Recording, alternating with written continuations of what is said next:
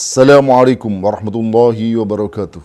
Alhamdulillahi rabbil alamin. Wassalatu wassalamu ala Sayyidina Muhammadin Sayyidil anbiya'i wal mursalin wa ala alihi wa sahbihi wasallim ajma'in, amma ba'd. Saudara-saudara yang dirahmati Allah subhanahu wa ta'ala, di dalam surah At-Taubah ayat 31, Allah SWT berfirman, ittakhadu ahbarahum wa ruhbanahum arbabam min dunillah wal masih ibn Maryam. Orang-orang Yahudi dan orang-orang Nasrani menjadikan ahbar mereka. Siapakah yang disebut dengan ahbar? Yani ulama'ul Yahud, ulama-ulama Yahudi. Wa ruhbanahum, ya, dan rohib-rohib Nasrani, pendeta-pendeta Nasrani. Arbabam min dunillah, sebagai Tuhan-Tuhan selain Allah. Kata arbab merupakan bentuk jamak dari kata Rabbun, Tuhan. Maka ayat ini mengatakan kepada kita bahwa orang-orang Nasrani, orang-orang Yahudi, mereka telah menjadikan pendeta-pendeta mereka, rohib-rohib mereka sebagai arbabam min dunillah, Tuhan-Tuhan selain Allah subhanahu wa ta'ala. Dan orang Nasrani juga menjadikan Al-Masih bin Maryam sebagai Tuhan selain Allah subhanahu wa ta'ala. Pertanyaan pentingnya adalah, apa yang dimaksud dengan menjadikan sebagai Tuhan dalam ayat ini? Ada penjelasan yang sangat jelas yang diberikan oleh Rasulullah sallallahu alaihi wasallam tentang apa makna menjadikan mereka sebagai Tuhan-Tuhan selain Allah subhanahu wa ta'ala.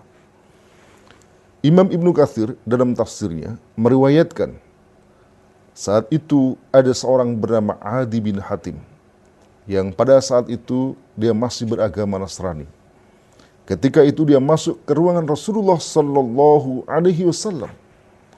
Lalu kemudian Nabi pun membaca ayat ini, ittakhadu ahbarahum wa ruhbanahum arbaba min dunillah wal masih ibn Maryam. Lalu Adi bin Hatim membantah ayat yang dibacakan Rasulullah sallallahu alaihi wasallam.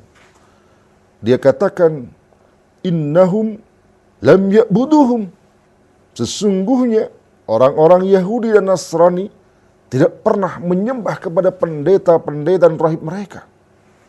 Lalu bagaimana mereka dinyatakan telah mengangkat pendeta-pendeta mereka sebagai Tuhan, sementara mereka tidak pernah menyembah kepada mereka? Begitu ucapan Adi bin Hatim. Maka Rasulullah sallallahu alaihi wasallam memberikan jawaban, bala. Memang. Ya, kata bala ini adalah jawabun lin nafi, jawaban untuk kalimat nafi, sekaligus li'ibtalihi, membatalkan kalimat nafi atau kalimat negatif itu, wa takriri naqidihi, dan mengokohkan kebalikannya. Artinya kata bala yang disampaikan Rasulullah sallallahu alaihi wasallam itu membantah ucapan Adi bin Hatim yang mengatakan bahwa mereka, orang-orang Yahudi Nasrani, tidak menyembah kepada Tuhan-Tuhan mereka. Rasulullah sallallahu alaihi wasallam menegaskan bahwa penyembahan itu betul-betul terjadi. Bala, yang mereka betul-betul telah menyembah kepada pendeta dan rahib-rahib mereka. Lalu kemudian Nabi sallallahu alaihi wasallam memberikan penjelasan bagaimana bentuk ibadah itu terjadi.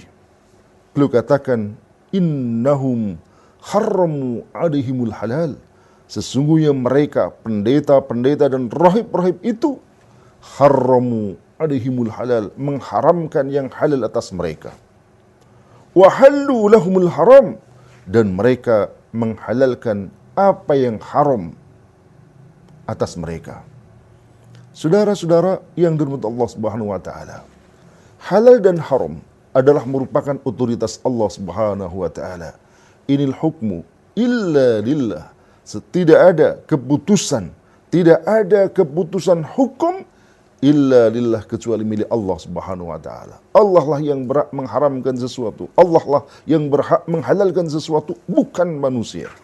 Dan manusia wajib untuk mengikuti segala keputusan, segala ketentuan yang telah ditetapkan oleh Allah Subhanahu wa taala. Apa yang halal, maka wajib manusia menghalalkan. Apa yang haram, wajib bagi manusia mengharamkan.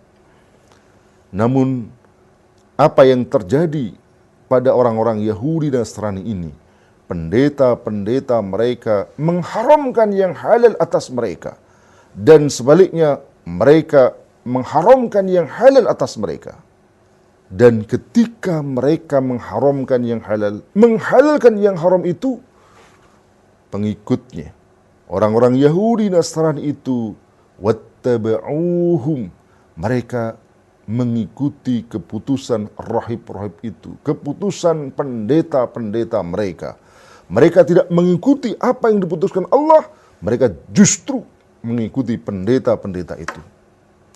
Lalu kata Nabi, fadzalika ibadatuhum iyahum, maka itulah bentuk ibadah mereka, yakni orang-orang Nasrani Yahudi itu kepada pendeta-pendeta dan rahib-rahib mereka.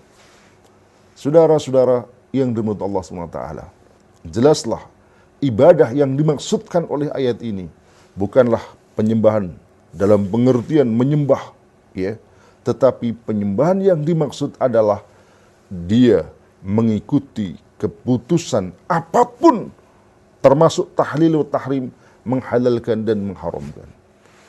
Saudara-saudara yang dirahmati Allah Subhanahu wa taala, tentulah celaan ini bukan hanya berlaku kepada orang Nasrani dan orang-orang Yahudi.